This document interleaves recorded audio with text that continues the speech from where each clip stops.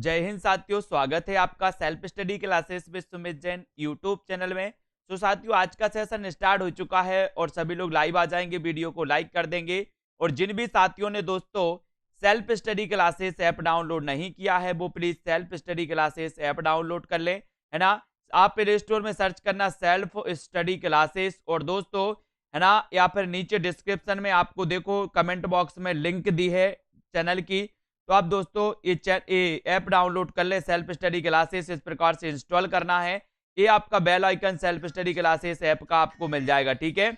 और दोस्तों यहाँ पर क्रिसमस के अवसर पर 50% का सीधा सीधा ऑफ आपको मिलने वाला है प्रत्येक कोर्स में आपको यहाँ पर दोस्तों सीधा सीधा 50% ऑफ मिलेगा, ठीक है। तो यहाँ पर अगर आप हिंदी साहित्य का संपूर्ण कोर्स खरीदना चाहते हैं तो ये पूरा कोर्स 2400 रुपए का है, लेकिन आपको ये 50% ऑफ में मात्र 1200 रुपए में ये मिलने वाला है, ठीक है। अब दोस्तों अगर हिंदी साहित्य की टेस्ट सीरीज आप खरीदते हो तो ये पूरा कोर्स 1000 रुपए का है, लेकिन 50% ऑफ में आपको मात्र 500 रुपए में मिलने वाला है, ठीक है। और दोस्तों इस टेस्ट सीरीज में अभी तक 1000 प्रश्न का था, अब दोस्तों यहां पर आपको मिलने वाले हैं पूरे 3000 प्रश्न। 3000 प्रश्न मात्र 500 रुपए में ये टेस्ट सीरीज आपको मिलने वाली है, ठीक है। अब दोस्तों बात करें संस्कृत की, तो संस्कृत में जो यूपी टीजीटी के लिए संस्कृत पूछी जाती है हिंदी में, उसके लिए भी 50% ऑफ का है। ये दोस्तों पूरा कोर्स 700 रुपए का है, लेकिन आपको मिलेगा 350 रुपए में, ठीक है। तो इन टेस्ट को आप मात्र दोस्तों 23 दिसंबर से लेकर के 1 जनवरी तक इन कोर्स को आप परचेस कर सकते हैं, ठीक है। अब दोस्तों यहां पर बर्थडे लीग चल रहा है, बर्थडे लीग है ना, क्लास प्लस कंपनी का बर्थडे लीग है। इस अवसर पर आपको 50% ऑफ 23 दिसंबर से 1 जनवरी तक ये 50% ऑफ का ऑफर चलेगा। संपूर्ण कोर्स आपको मिलेगा पूरा हिंदी साहित्य का, हिंदी व्याकरण, है ना। यहां पर आपको ट्रिक्स वाली वीडियो भी मिलेंगे और ये 1200 रुपए में आपको परचेस करना है, ठीक है। हिंदी व्याकरण का भी दोस्तों 50% ऑफ में, यानी कि ये सिर्फ 500 रुपए में आप परचेस कर पाओगे हिंदी व्याकरण का, ठीक है। और संस्कृत का भी दोस्तों आपको 50% ऑफ में 350 रुपए में आप इसमें एडमिशन ले सकते हो संस्कृत वाले में, ठीक है। तो सभी लोग ये टेस्ट सीरीज जरूर खरीदें, टेस्ट सीरीज तो आपको खरीदना है। ये अभी तक 1000 प्रश्न थे, अब आपको यहां पर 3000 प्रश्न मिलने वाले हैं मात्र 500 रुपए में। टॉप 3000 प्रश्नों का यहां पर संकलन किया जाएगा, ठीक है, इसको याद रखें। और दोस्तों अब हम स्टार्ट करेंगे आज का ये वीडियो। सभी लोग तैयार हैं, सभी लोग आ जाएं, और जब आ जाते हैं तो स्टार्ट करेंगे आज का ये वीडियो। आपको कोर्स में एडमिशन लेना है तो जल्दी ही कोर्स में एडमिशन लें, और यहां पर दोस्तों आपको सारे वीडियो और सब कुछ उपलब्ध मिलेंगे, ठीक है। चलिए तो आज स्टार्ट करते हैं आज का ये वीडियो। जिन्होंने वीडियो को लाइक नहीं किया है वो एक बार लाइक कर दें जल्दी से, ठीक है। और स्टार्ट करेंगे। जिन्होंने भी ऐप डाउनलोड नहीं किया वो ऐप जरूर डाउनलोड कर लें, ठीक है। अब आपको बताना है दोस्तों छायावाद को चित्र भाषा शैली किसने कहा है। 4 विकल्प है आपके सामने। छायावाद को चित्र भाषा शैली किसने कहा है। पहला विकल्प है आपके सामने रमाशंकर शुक्ल रसाल, दूसरा विकल्प है दोस्तों रामचंद्र शुक्ल, तीसरा विकल्प है नंद दुलारे वाजपेयी, और चौथा है सुमित्रा नंदन पंत। अब आपको बताना है कि छायावाद को चित्र भाषा शैली किसने कहा है। चित्र भाषा शैली आपको बताना है, तो उत्तर जल्दी से कमेंट बॉक्स में आप बताएंगे। छायावाद को कई बार पूछा गया है, छायावाद को चित्र भाषा शैली किसने कहा है। तो यहां पर आपका बिल्कुल सही आंसर बताया आशुजी गोंडवाल, very good answer. Ramchandra Shukla आपका बिल्कुल सही हो जाएगा, रामचंद्र शुक्ल बी नंबर बिल्कुल सही है, ठीक है। फटाफट से अगला क्वेश्चन आपके सामने है स्क्रीन पर। आपको बताना है जगन्नाथ दास रत्नाकर किस उपनाम से उर्दू में कविता लिखते थे। आपके सामने प्रश्न है। 4 विकल्प में पहला विकल्प है आपका नवाब राय नाम से, दूसरा विकल्प है दोस्तों जकी नाम से, तीसरा विकल्प है रत्नाकर, और चौथा विकल्प है बैद्यनाथ नाम से। अब आपको बताना है जगन्नाथ दास रत्नाकर किस उपनाम से उर्दू में कविता लिखते थे। जब तक मैं आपको बता दूं कि दोस्तों प्रेमचंद का वास्तविक नाम क्या था। प्रेमचंद का जो वास्तविक नाम था शशि जी, वो नाम था, क्या नाम था, धनपत राय। इनका वास्तविक नाम था धनपत राय, लेकिन ये उर्दू में किस नाम से लिखते थे, नवाब राय नाम से। प्रेमचंद जी उर्दू में लिखते थे नवाब राय नाम से, ठीक है। वैद्यनाथ ये दोस्तों किसका नाम है? ये नागार्जुन, नागार्जुन का है। जल्दी से बताओ किसका नाम है? वैद्यनाथ। और जकी, जकी उपनाम से लिखते थे कौन? जगन्नाथ दास रत्नाकर। ठीक है, यानी कि आपका सही उत्तर होगा विकल्प नंबर वी जिन्होंने बताया है उनका आंसर बिल्कुल सही है। बी नंबर, जगन्नाथ दास रत्नाकर जकी उपनाम से लिखते थे एसजी, है ना, इसको याद रख लेना। बी आपका बिल्कुल सही है, वैद्यनाथ नाम से लिखते थे नागार्जुन। बहुत बढ़िया आंसर। हिंदी का प्रथम सूफी कवि कौन है? हिंदी का प्रथम सूफी कवि कौन है दोस्तों? प्रश्न क्रमांक है 39। इसमें आपको 4 विकल्प लेंगे। पहला विकल्प आपके सामने है जायसी, दूसरा है मुल्ला दाऊद, तीसरा नूर मोहम्मद और चौथा है मुल्ला बजी। वही सूफी काव्य धारा है दोस्तों जो आपने देखा होगा कि भक्ति काल दोस्तों 2 भागों में, 2 शाखाओं में बटा हुआ था, सगुण और निर्गुण, है ना। निर्गुण भी 2 शाखाओं में बटा था। कौन कौन सी? एक तो प्रेमाश्रयी और दूसरी ज्ञानाश्रयी, है ना। तो यहां पर बिल्कुल सही है आंसर। क्या आंसर है? हिंदी का प्रथम सूफी कवि कौन है? तो वो माना जाता है मुल्ला दाऊद। कौन माना जाता है? मुल्ला दाऊद। और इनकी रचना का नाम क्या है? तो इनकी रचना का नाम है कौन सा? चंदायन। क्या नाम है? Chandayan. Very good answer, B number आपका बिल्कुल सही है, बी नंबर। ठीक है, अगला बताना है श्री गुरु ग्रंथ साहिब का संकलन किसने किया? गुरु ग्रंथ साहिब का संकलन किसने किया? सुषमा जी, लीला पनवर जी, सभी लोग बताएंगे गुरु ग्रंथ साहिब का संकलन किसने किया है ना। 4 विकल्प आपके सामने हैं, 4 में से चयन करना है।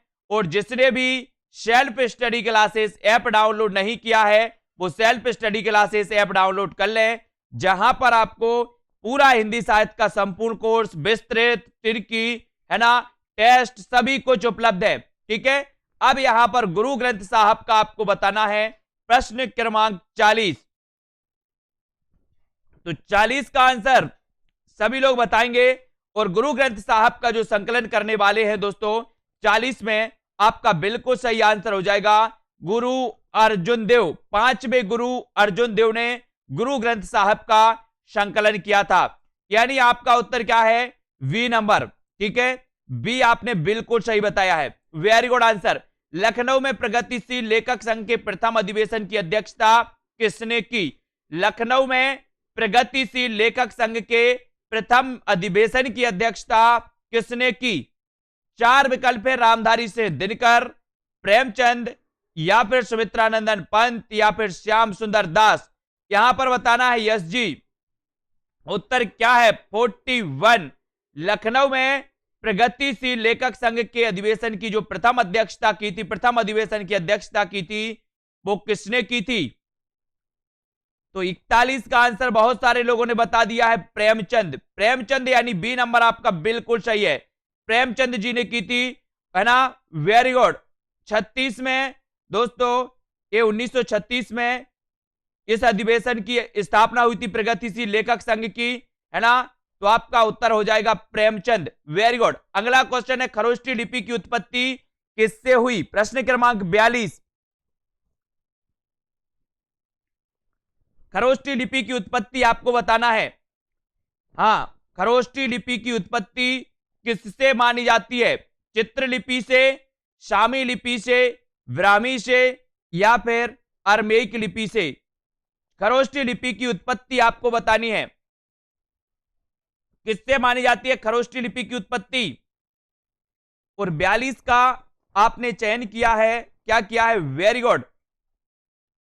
बहुत सारे लोग कंफ्यूज हैं इसमें, कंफ्यूज नहीं होना है।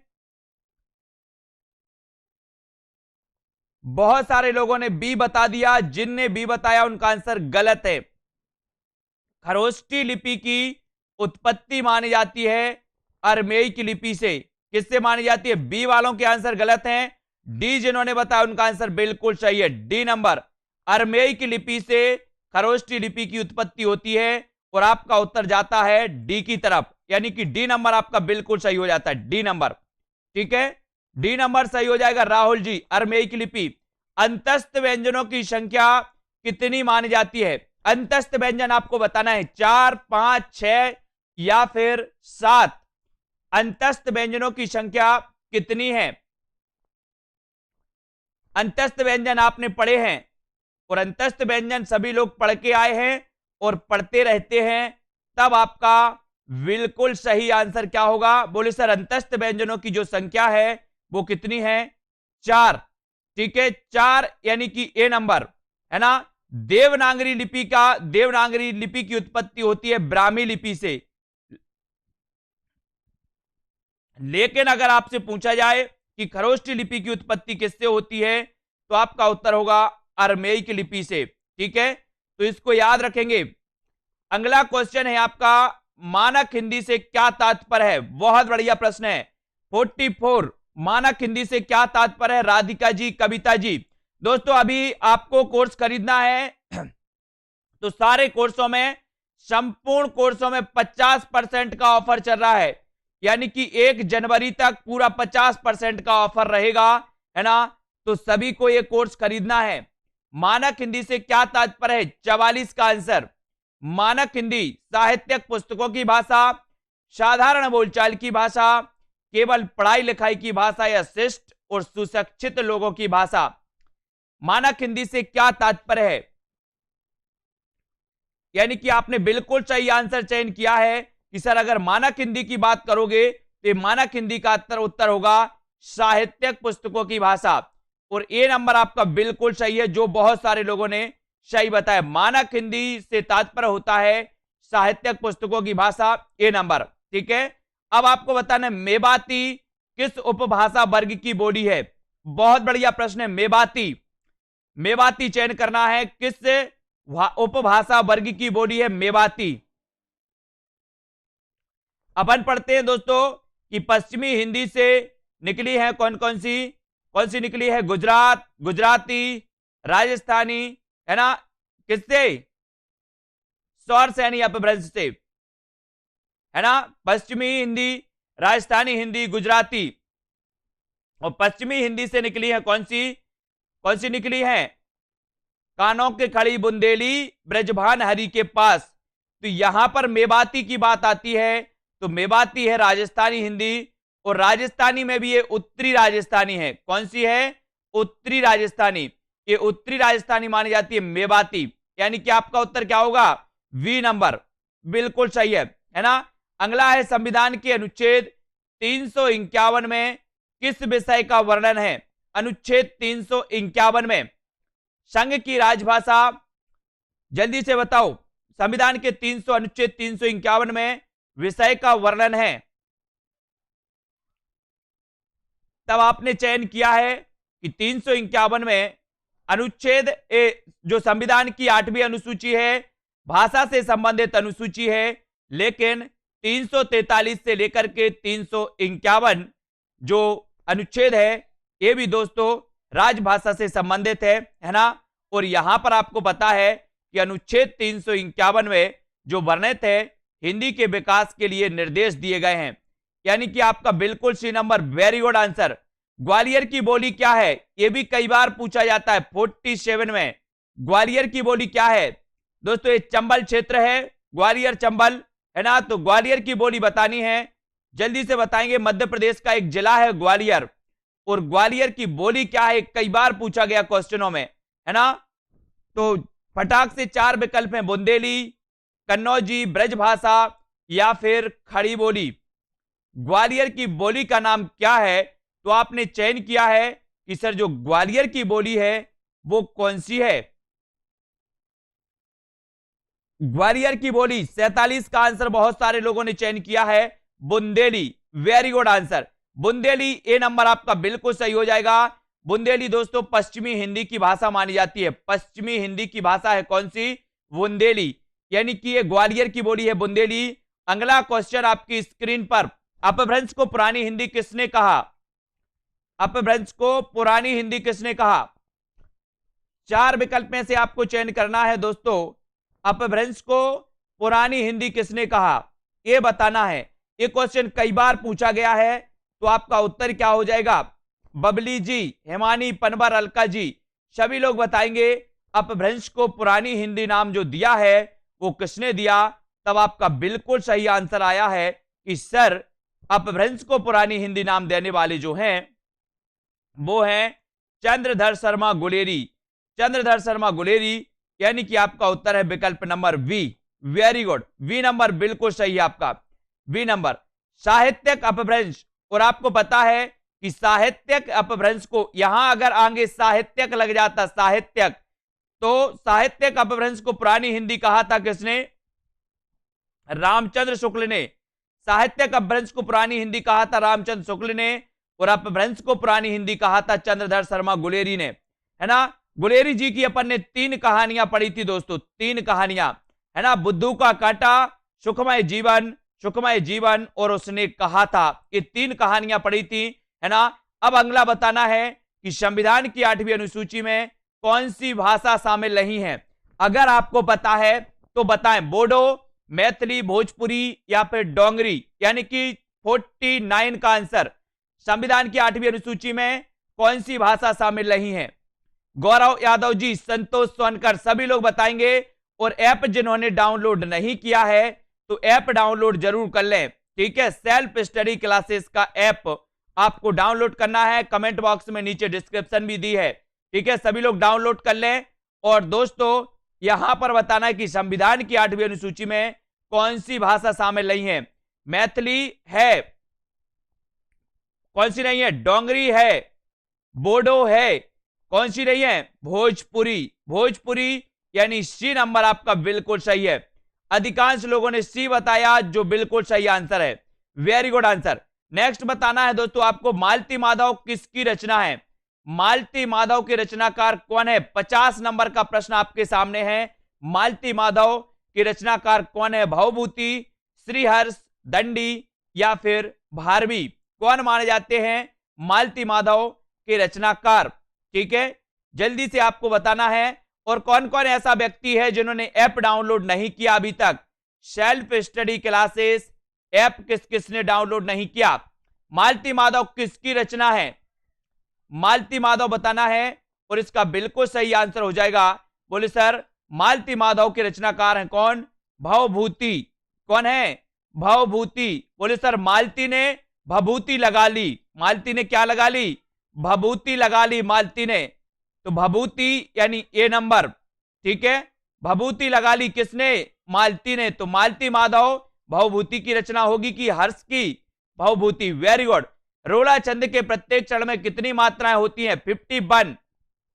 रोला छंद के प्रत्येक चरण में कितनी मात्राएं होती हैं?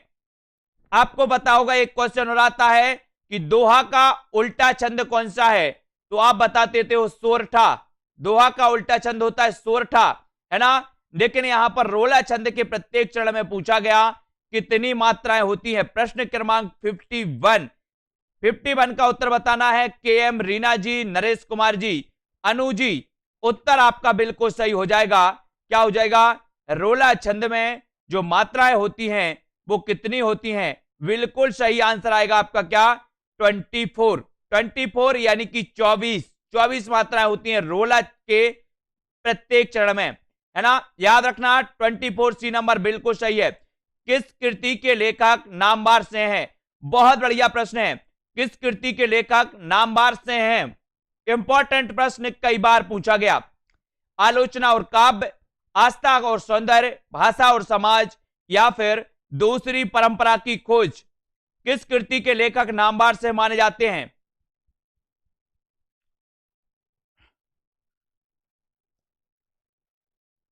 तब आपका 52 का आंसर नामवार से है।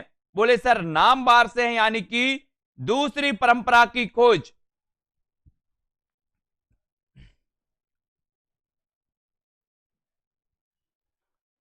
ठीक है, दूसरी परंपरा की खोज यानी डी नंबर आपका बिल्कुल सही हो जाएगा। ठीक है, नामवार से की रचना कौन सी है? दूसरी परंपरा की खोज। ठीक है, यानी डी नंबर आपका बिल्कुल सही होगा। नेक्स्ट है द्वापर किसकी प्रसिद्ध कृति मानी जाती है? यानी कि 53 का आंसर द्वापर। राम नरेश त्रिपाठी, मैथिली शरणगुप्त, निराला या फिर महादेवी वर्मा। द्वापर की रचनाकार कौन है? द्वापर किसकी कृति मानी जाती है? ए आपको बताना है। यहां पर 4 विकल्प हैं। द्वापर के रचनाकार कौन है? और अंजू जी, कमलेश जी, ममता जी, द्वापर के जो रचनाकार हैं वो है कौन? 53। Very good answer. आंसर है आपका मैथिली शरण गुप्त, यानी बी आपका बिल्कुल सही है। मैथिली शरण गुप्त द्वापर किसकी कृति है? तो मैथिली शरण गुप्त साहब की, यानी बी नंबर बिल्कुल सही आंसर। नेक्स्ट आपको बताना है भाषा की प्रवृत्ति कैसी होती है?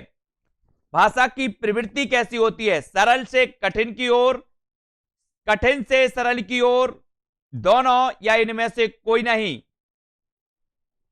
ये क्वेश्चन तो कई बार आया है। कुशल परिवर्तन, लक्ष्मी पांडे जी, प्रश्न क्रमांक 54। और 54 का आपने चयन किया है कि सर भाषा की प्रवृत्ति कैसी होती है? सरल से कठिन की ओर तो नहीं होती है ना। कुछ लोग सी लगा रहे हैं। सी वालों का उत्तर गलत। उत्तर सही होगा आपका कठिन से सरल की ओर। भाषा की प्रवृत्ति होती है कठिन से सरलता की ओर। वेरी गुड, बी नंबर बिल्कुल सही। प्रेमचंद घर में शीर्षक से प्रेमचंद की जीवनी किसने लिखी?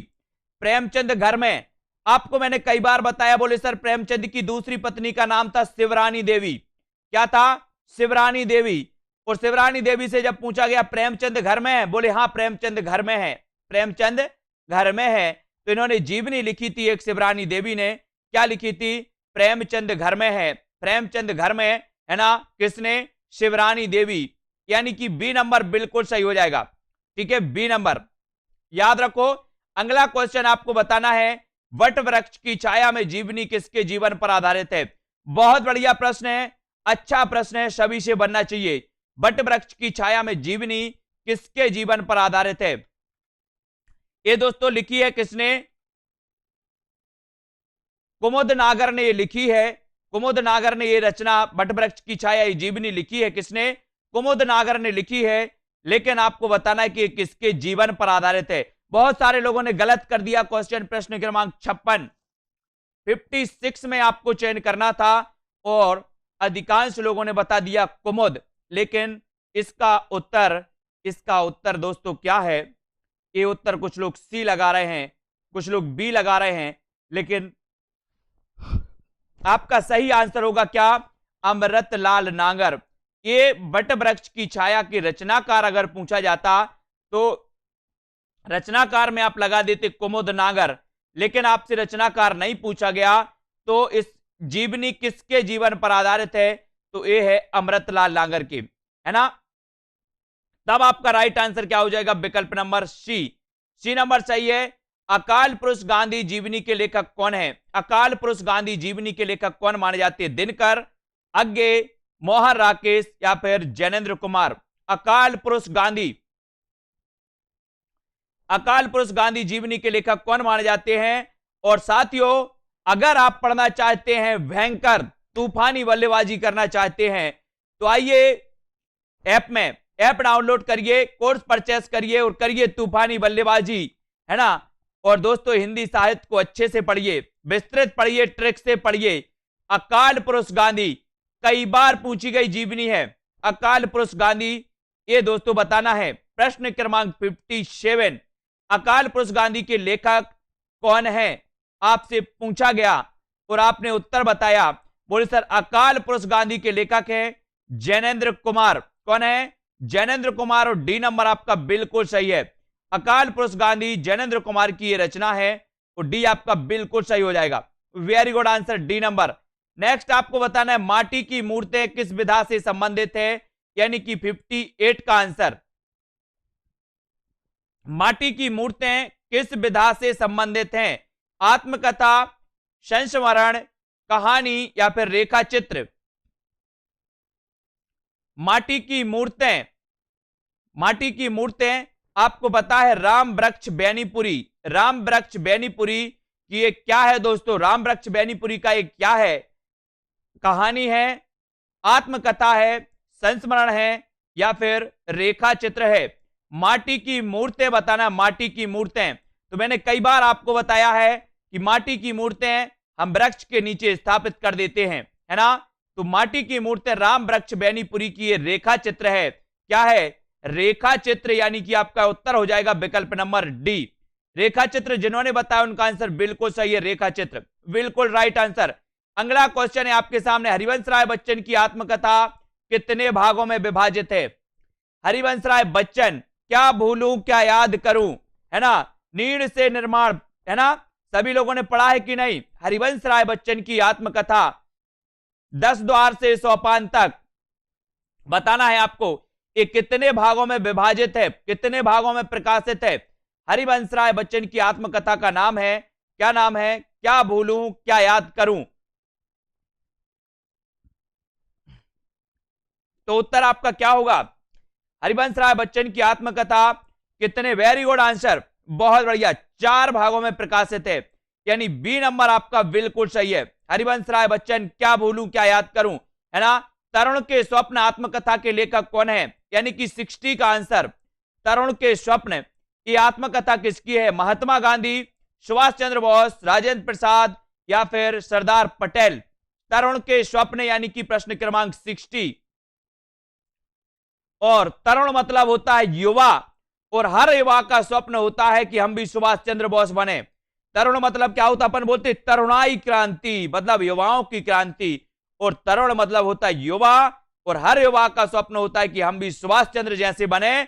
और उत्तर हो जाएगा कि तरुण, और तरुण का स्वप्न होता है कि हम भी सुभाष चंद्र बोस जैसे बने, यानी आपका उत्तर क्या हो जाएगा? विकल्प नंबर बी, बी आपका बिल्कुल सही है, सुभाष चंद्र बोस। तुम मुझे खून दो मैं तुम्हें आजादी दूंगा, है ना, इनका नारा था। अलंकार संप्रदाय के प्रवर्तक माने जाते हैं कौन? 61 का आंसर, अलंकार संप्रदाय कौन माने जाते हैं दोस्तों? कुंतक, क्षेमेंद्र, आचार्य भामा या फिर आचार्य बामन। प्रश्न क्रमांक 61, अलंकार संप्रदाय बताना है। एस बी वर्मा, कुलदीप जी। और जिन्होंने ऐप डाउनलोड नहीं किया वो ऐप डाउनलोड जरूर कर ले। हिंदी साहित्य, हिंदी साहित्य का घमासान दोस्तों, यहां पर 61 का आंसर बताना है। अलंकार संप्रदाय के प्रवर्तक कौन माने जाते हैं? और उत्तर हो गया आपका अलंकार संप्रदाय। अलंकार संप्रदाय भामा जी का है। रीति संप्रदाय बामन जी का है। रीति संप्रदाय बामन जी का है। क्षेमेंद्र, क्षेमेंद्र जी का औचित्य संप्रदाय है। क्षेमेंद्र जी का कौन सा संप्रदाय? औचित्य, है ना। और कुंतक जी का कौन सा संप्रदाय है? जल्दी से बताओ, कुंतक जी का संप्रदाय कौन सा है, ये भी आपको बताना है। अलंकार संप्रदाय, अलंकार संप्रदाय आचार्य भामह का है, यानी आपका उत्तर होगा विकल्प नंबर वी। वी आपने चयन किया है तो बिल्कुल सही किया है, वी नंबर आपका बिल्कुल सही हो जाएगा। अब आपको बताना है कुंतक किस संप्रदाय के प्रवर्तक माने जाते हैं, तो जल्दी से सभी लोग बताएंगे कमेंट में। और अगला क्वेश्चन है आपकी स्क्रीन पर, माखनलाल चतुर्वेदी को किस रचना के लिए साहित्य अकादमी पुरस्कार मिला? इसका उत्तर आपको बताना है। वेरी गुड आंसर, वक्रोक्ति संप्रदाय के माने जाते हैं कौन? शंकुक, याद रखो सभी लोग, वेरी गुड आंसर, वक्रोक्ति के शंकुक। ठीक है, ठीक है, कुंतक, सॉरी कुंतक, वक्रोक्ति के कुंतक माने जाते हैं, बहुत बढ़िया।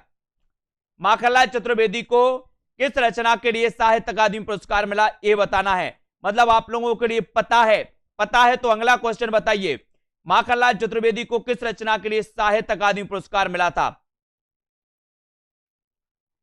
और सबसे पहले इन्हें साहित्य अकादमी पुरस्कार मिला और किस रचना के लिए मिला? आपको पता है कि दोस्तों 1954 में क्या हुआ? स्थापित हुआ। फिर 1955 में ये दिया गया सबसे पहले, तो 1955 में मिला था किसके लिए? किसके लिए मिला था? माखनलाल चतुर्वेदी को पूछा है, तो बिल्कुल सही आंसर हेम तरंगणी, हेम तरंगणी के लिए मिला था इन्हें दोस्तों। कौन सा, कौन सा मिला था? वेरी गुड आंसर, ए नंबर, साहित्य अकादमी पुरस्कार। पहला साहित्य अकादमी पुरस्कार इन्हें मिला था। शब्दार्थौ काव्यम, यह परिभाषा किसने दी? 63, शब्दार्थौ काव्यम, काव्य की यह परिभाषा किसने दी है दोस्तों? बिल्कुल सही, बामन ने, रुद्रट, मम्मट या फिर भामह ने, किसने दी है?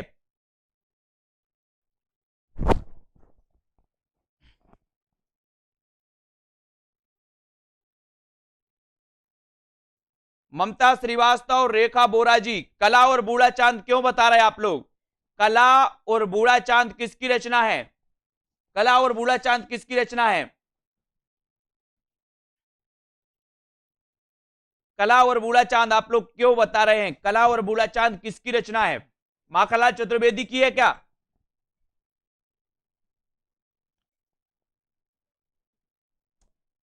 शब्दार्थ काव्यम, ये परिभाषा है दोस्तों किसकी? रुद्रट की। रुद्रट यानी बी नंबर आपका बिल्कुल सही है। ठीक है, बी नंबर रुद्रट की, रुद्रट ने दी थी परिभाषा शब्दार्थ काव्यम। शब्दार्थ काव्यम यानी बी आपका बिल्कुल सही हो जाएगा। ठीक है, वेरी गुड। अगला बताना है आपको, काव्य को 15वीं विधा किसने माना? प्रश्न क्रमांक 64। बहुत बढ़िया प्रश्न है। काव्य को 15वीं विधा मानने वाले कौन है? कला और बूढ़ा चांद के लिए मिला था पंत जी को 1960 में, है ना? 1960 में पंत जी को मिला था कला और बूढ़ा चांद के लिए, यानी कि कला और बूढ़ा चांद रचना है पंत जी की, है ना? याद रखना, काव्य को 15वीं विधा किसने मानी है और काव्य को 15वीं विधा बतानी है। बहुत बढ़िया प्रश्न है, इंपॉर्टेंट प्रश्न भी है। काव्य को 15वीं विधा,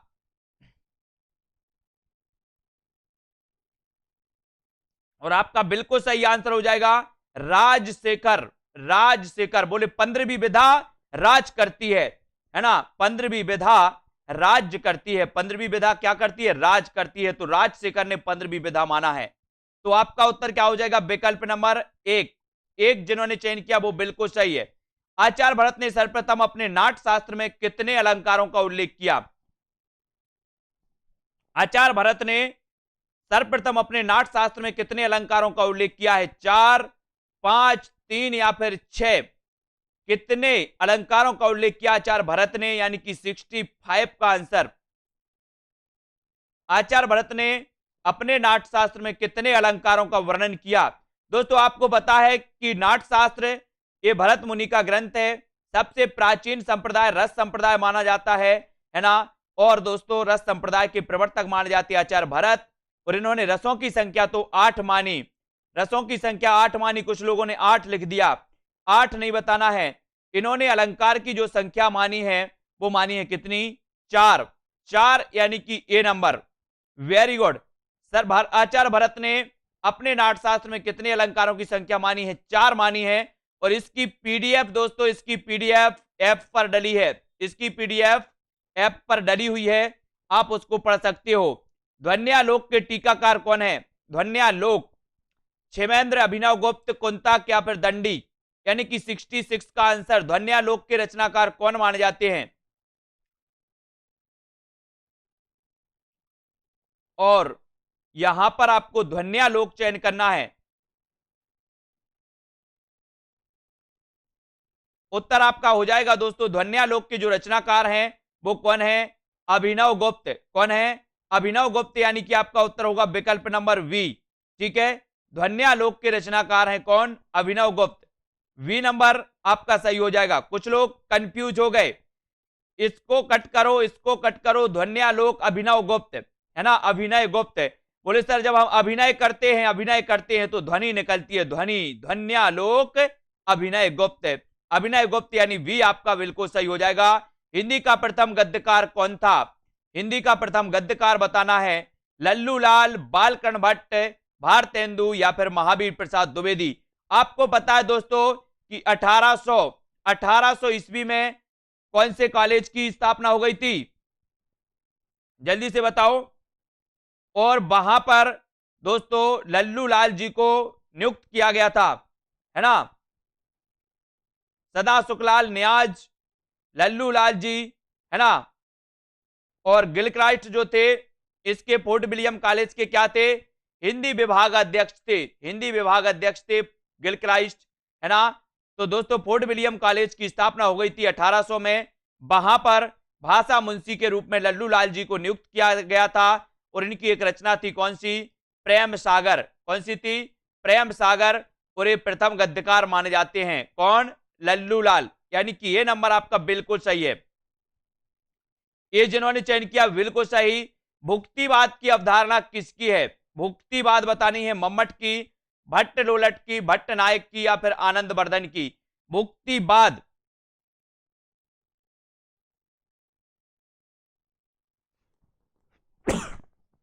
सभी लोग चयन करेंगे। भुक्तिवाद की अवधारणा किसकी है? मम्मट, भट्टनायक, भट्ट लोलट या फिर आनंदवर्धन की? तो आपका बिल्कुल सही है कि भुक्तिवाद के जो प्रवर्तक हैं वो हैं भट्टनायक। भुक्तिवाद भट्टनायक, ठीक है, यानी आपका उत्तर बी नंबर बिल्कुल सही है। ठीक है, बी जिन्होंने बताया उनका आंसर सही है। फिर भट्टनायक माने जाते हैं। कुटज, कुटज के रचयिता कौन है? कुटज के हजारी प्रसाद द्विवेदी, विद्यानिवास मिश्र, रामचंद्र शुक्ल या फिर भारतेंदु? कुटज बोले वो तो हजारों बार कुटा। कितने बार कुटा? हजारों बार। अपन बोलते ना कि सर वो तो कुटता ही रहता है, हजारों बार कुटा है। कितने बार कुटा है? हजारों बार कुटा है। तो कुटज के रचयिता भी कौन होंगे? हजारी प्रसाद द्विवेदी होंगे या फिर भारतेंदु होंगे? तो आपने बताया कि सर वो तो हजारों बार कुटा है, हजारों बार कुटा यानी कि हजारी प्रसाद द्विवेदी। हजारों बार कुटा तो हजारी प्रसाद द्विवेदी, और ये नंबर आपका बिल्कुल सही हो जाता है, कुटज। ठीक है, अगला है शेष कादंबरी के रचयिता कौन है? शेष कादंबरी अलका सरावगी, नरेश मेहता, मृदुला गर्ग या फिर रामचंद्र शुक्ल? शेष कादंबरी कई बार पूछी गई ये रचना है शेष कादंबरी, जल्दी से बताओ। और दोस्तों ऐप डाउनलोड जरूर करो। कितनी बार आपसे बोला है कि self study classes app download करना है। 1 जनवरी से 1-2 जनवरी से आपकी लाइव क्लासें स्टार्ट हो जाएंगी। फ्री लाइव क्लास ऐप पर स्टार्ट होंगी, है ना? तो फ्री लाइव क्लास भी ऐप पर स्टार्ट होंगी दोस्तों, वो उसके लिए आप जुड़ सकते हो। ठीक है, शेष कादंबरी के रचयिता हैं अलका सरावगी। अलका सरावगी यानी कि ए नंबर, है ना? इनका एक उपन्यास है बाया बाईपास। बोले सर अलका का पलका बाईपास में डला है। अलका का पलका बाईपास में डला, तो अलका का पलका डला है, तो बाया बाईपास भी इनकी एक रचना है ना? शेष कादंबरी कई बार पूछी गई अलका सरावगी की, यानी कि ये नंबर आपका बिल्कुल सही हो जाता। ठीक है, अगला क्वेश्चन आपको बताना है रामचंद्र शुक्ल ने करुण रस का स्थायी भाव क्या माना है? करुण रस का स्थायी भाव क्या माना रामचंद्र शुक्ल की? बताना है निर्वेद, दैन्य, गिलानी या फिर करुणा, यानी कि 71। और 70 का वन का चयन करते हुए आपको आगे बढ़ना है। रामचंद्र शुक्ल ने करुण रस का स्थायी भाव क्या माना है? नॉर्मली आपको पता है करुण रस का होता है करुणा, करुण रस का करुणा है। अब रामचंद्र शुक्ल भी अलग नहीं मानेंगे, इससे मिलता जुलता ही कह देंगे। क्या कह देंगे? क्या कह देंगे? करुणा। क्या कहेंगे? करुणा। यानी कि रामचंद्र शुक्ल ने इस करुण का स्थायी भाव माना है करुणा। करुणा या डी नंबर आपका बिल्कुल सही हो जाएगा। ठेठ हिंदी का ठाठ, ठेठ हिंदी का ठाठ उपन्यास के लेखक कौन है? अध खिला फूल, आपने पढ़ा है अध खिला फूल। और ठेठ हिंदी का ठाठ उपन्यास किसका है? श्रद्धाराम फुल्लोरी, देवकी नंदन खत्री, हरिऔध या फिर बालकृष्ण भट्ट का? ठेठ हिंदी का ठाठ उपन्यास के लेखक कौन माने जाते हैं? ठेठ हिंदी का ठाठ उपन्यास के लेखक कौन माने जाते हैं? तब आपका बिल्कुल सही आंसर हो जाएगा। कौन? क्या हो जाएगा? अध खिला फूल रह गया। बोले सर अयोध्या में अध खिला फूल रह गया, तो हरिऔध। हरिऔध यानी कि बी नंबर। अयोध्या से उपाध्याय हरिऔध। हरिऔध को पढ़ना दोस्तों, इन्हें कवि सम्राट कहा जाता है ना? कवि सम्राट किसे कहा जाता है? अगर कभी आपसे पूछा जाए तो आप बता देना हरिऔध। ठीक है, और इनका पूरा नाम अयोध्या से उपाध्याय हरिऔध है, ये भी याद रख लेना। ठीक है, और दोस्तों हरिऔध जी ने काशी नागरी प्रचारणी सभा में दोस्तों निःशुल्क बिना वेतन सेवा की, इसलिए इन्हें कवि सम्राट की उपाधि दी गई थी हरिऔध जी को, है ना? इनका प्रसिद्ध उपन्यास कौन सा है? प्रिय प्रवास। प्रिय प्रवास इनका उपन्यास है, याद रख लेना। प्रिय प्रवास खड़ी बोली का प्रथम उपन्यास। वैदेही वनवास इनका दोस्तों प्रबंध काव्य, वैदेही वनवास। पारिजात भी इनका प्रबंध काव्य है। ठीक है, तो ठेठ हिंदी का ठाठ हरिऔध जी की ये रचना है ना? कौन सी भारत पाक विभाजन पर आधारित कहानी नहीं है? कौन सी नहीं है? भारत पाक विभाजन पर आधारित एक कहानी पूछी जाती है हमेशा, तो यहां पर आपको बतानी कौन सी नहीं है। सिक्का बदल गया, फांसी, जन्मभूमि या फिर व्यथा सरगम, यानी कि 73। सभी लोग चयन करेंगे। जिनको पैड कोर्स लेना है वो पैड कोर्स लेकर के हिंदी साहित्य का अपना ज्ञान बढ़ाएंगे, हिंदी साहित्य की तैयारी टिड़की तरीके से करेंगे, है ना? जिनको लेना है वो आगे आए और परचेस करें और मस्ती से पढ़ें, है ना? उनको दोस्तों बहुत सारी चीजें मिलने वाली है।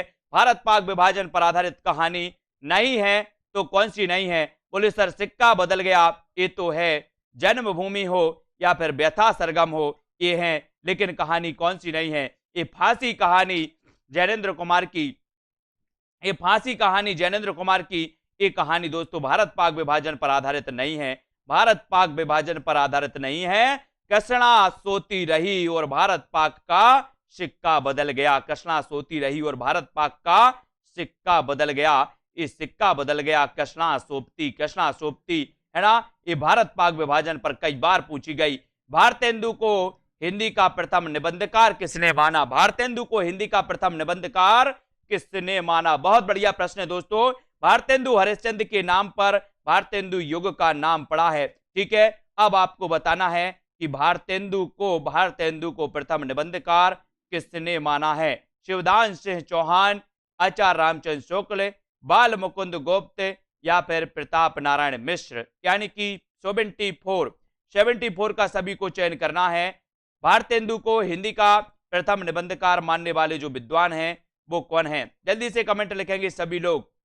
उत्तर क्या हो जाएगा, भारतेंदु को हिंदी का प्रथम निबंधकार किसने माना, भारतेंदु को हिंदी का प्रथम निबंधकार किसने माना। तब उत्तर आपका होगा शिवदान सिंह चौहान, शिवदान सिंह चौहान ने माना है दोस्तों। यानी कि इसको याद रख लेना, भारतेंदु जी को शिवदान सिंह चौहान ने हिंदी का प्रथम निबंधकार माना। यानी बी नंबर आपका बिल्कुल सही है, शिवदान सिंह चौहान। तुक्का नहीं लगाना, रामचंद्र शुक्ल वाला तुक्का नहीं लगाना। बोले सर जहां ना बने तो शुक्ल लगा दो, ये शुक्ल नहीं चलेगा यहाँ पर शिवदान सिंह चौहान चलेगा। यानी कि उत्तर आपका बी की तरफ चला जाता है। तुम चंदन हम पानी निबंध के रचनाकार कौन है, तुम चंदन हम पानी शरद जोशी, विद्यानिवास मिश्र, विवेकी राय या फिर रमेश चंद्र शाह। तुम चंदन हम पानी, है ना, तुम चंदन हम पानी दोस्तों। और उत्तर इसका क्या होगा, तुम चंदन हम पानी निबंध के रचनाकार कौन माने जाते हैं। सभी लोग बताना है, सभी लोगों को आंसर चयन करना है। और तुम चंदन हम पानी ये जो निबंध है, तुम चंदन हम पानी, जिसमें विद्या होगी वही बोलेगा ऐसा, वही बोलेगा ऐसा। विद्यानिवास मिश्र ने कहा कि तुम चंदन हम पानी। यानी बी नंबर आपका बिल्कुल सही हो जाएगा, बी नंबर सही हो जाएगा। जिन्होंने बी बताया उनका आंसर बिल्कुल सही है। निम्न में से कौन सी रचना ब्रज भाषा की नहीं है। ब्रज भाषा आपको पता होगा दोस्तों, अगर आपसे कभी पूछा जाए कि भारतेंदु युग की भाषा क्या थी तो आप बता देना ब्रज भाषा। भारतेंदु युग की काव्य भाषा क्या थी, तो काव्य भाषा तो ब्रज थी, है ना। और दोस्तों गद्य की भाषा क्या थी, गद्य की भाषा थी क्या, गद्य की भाषा थी खड़ी, है ना। गद्य तक सीमित रही खड़ी, है ना। जैसे ही सरस्वती पत्रिका का उदय हुआ, भारतेंदु युग का, द्विवेदी युग का उदय हुआ और खड़ी बोली ने अपने पांव पसार लिए। और पांव पसारे तो हरिऔध जी ने प्रथम महाकाव्य लिख दिया खड़ी बोली में, प्रिय प्रभास, है ना। कौन सी रचना ब्रज भाषा की नहीं है ये हमें पूछा गया। और हमने आपको कई बार ट्रिक से भी बताया है कि जिनमें राम और मंगल आए वो अवधि, जिनमें राम और मंगल ना आए वो ब्रज भाषा। ऐसी कई ट्रिक आपको मिलने वाली हैं, है ना। तुलसीदास की कई बार पूछी जाती है रचना कि कौन सी ब्रज में है, कौन सी खड़ी बोली में है। तो मैंने एक ट्रिक आपको दे दी साधारण सी कि जिनमें राम और मंगल आए, जिनमें राम और मंगल आए वो अवधि, जिनमें राम और मंगल ना आए वो ब्रज।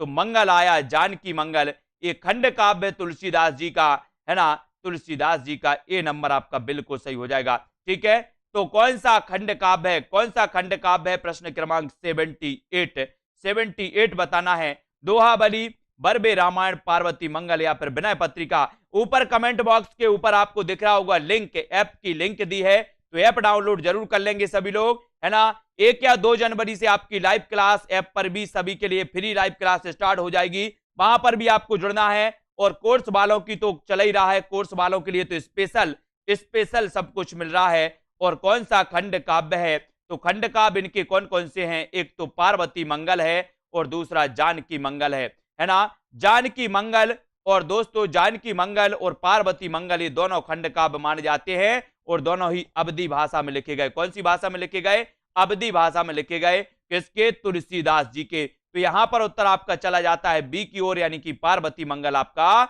बिल्कुल सही हो जाता है। पार्वती मंगल। किस रचना को छायावाद का मैनिफेस्टो कहा जाता है।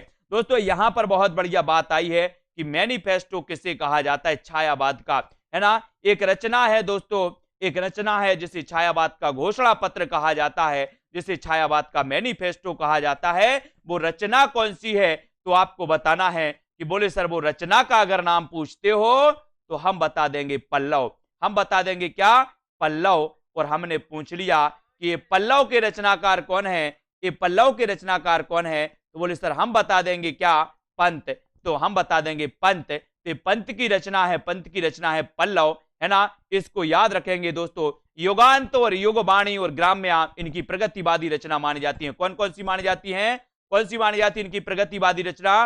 प्रगतिवादी रचना मानी जाती है इनकी युगांत, युगांत, युगवाणी, युगांत, युगवाणी और दोस्तों ग्राम्य, ग्राम्य भी इनकी मानी जाती है प्रगतिवादी। युगांत, युगवाणी और ग्राम्य प्रगतिवादी हैं, क्योंकि प्रगतिवाद के प्रवर्तक भी पंत माने जाते हैं। प्रगतिवाद के प्रवर्तक कौन माने जाते हैं? पंत माने जाते हैं। पल्लव इनकी प्रसिद्धि का प्रमुख आधार है। इसे मैनिफेस्टो कहा जाता है छायावाद का। नंद दुलारे वाजपेयी ने छायावाद का प्रवर्तक पंत को माना है। पंत को माना है प्रकृति के सुकुमार कवि, प्रकृति के चितेरे कवि सुमित्रा नंदन पंत। सुमित्रा नंदन पंत की कौन सी रचना अरविंद दर्शन से प्रभावित है? बहुत ही इंपॉर्टेंट प्रश्न, महत्वपूर्ण प्रश्न है।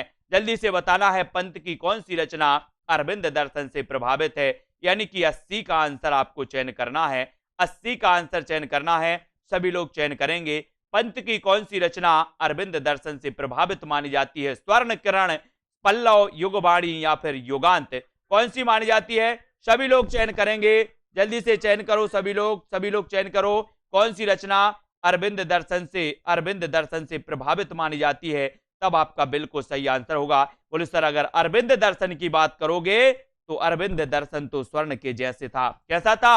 अरविंद दर्शन तो स्वर्ण के समान है, स्वर्ण के समान यानी कि स्वर्ण किरण, है ना। स्वर्ण किरण, स्वर्ण धूलि, ये दोस्तों अरविंद दर्शन से प्रभावित मानी जाती हैं। और आपका उत्तर हो जाएगा विकल्प नंबर 1। विकल्प नंबर ए जिन्होंने चयन किया है वो बिल्कुल सही हो जाएगा। जिन्होंने ए नंबर चयन किया है 80 तक अपना यहां पर कांटा पहुंच चुका है ना। 80 प्रश्न अपन ने कंप्लीट कर लिए। अब दोस्तों कल अध्ययन करेंगे। आपने अगर self study classes app download नहीं किया है तो आप self study classes app download करें, इंस्टॉल करें। यहां पर दोस्तों आपको कई वीडियो उपलब्ध हैं, कई डेमो वीडियो उपलब्ध हैं, कई टेस्ट भी उपलब्ध हैं। उन टेस्ट को आप लगा सकते हैं। और ऐप पर जब आप डाउनलोड करते हो तो इसको रेटिंग जरूर देना है, ऐप को रेटिंग देना है और इसमें रिव्यू भी जरूर देना है। कमेंट जरूर आपका आना चाहिए कि आपको इस ऐप के माध्यम से, क्लासों के माध्यम से कितनी चीजें मिल रही हैं, कितना ज्ञान वर्धन आप कर रहे हो।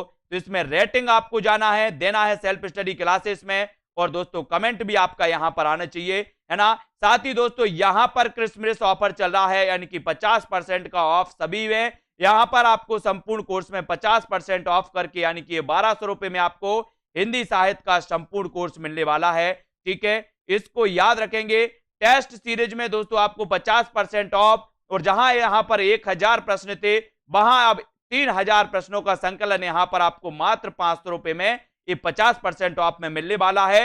मात्र कितने? 1 जनवरी तक, 1 जनवरी तक। बाकी दोस्तों संस्कृत यूपी टीजीटी वालों के लिए ये भी 50% ऑफर चल रहा है। 350 में संस्कृत को भी आप कोर्स खरीद सकते हो। साथ ही दोस्तों ये बर्थडे लीग चल रहा है कंपनी क्लास प्लस का, दोस्तों बर्थडे लीग है।